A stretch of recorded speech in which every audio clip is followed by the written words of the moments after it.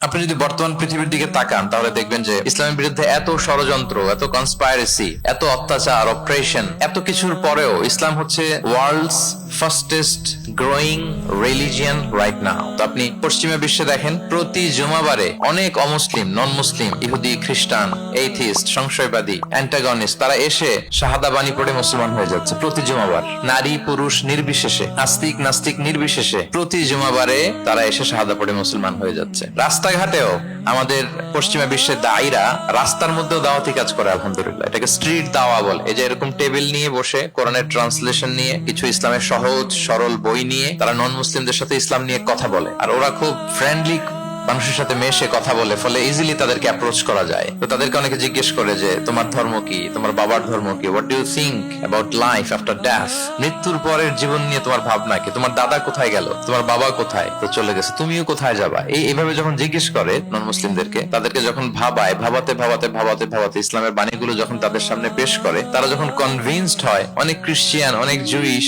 অনেক নন মুসলিম ওই রাস্তার ওই দাওয়া কাজের মধ্যে, স্ট্রিট দাওয়াতে ওইখানেই ঘোষণা দেয় আশহাদু আল্লা ইলাহা ইল্লাল্লাহ ওয়া আশহাদু আন্না মুহাম্মাদান আবদুহু ওয়া রাসূলুহু।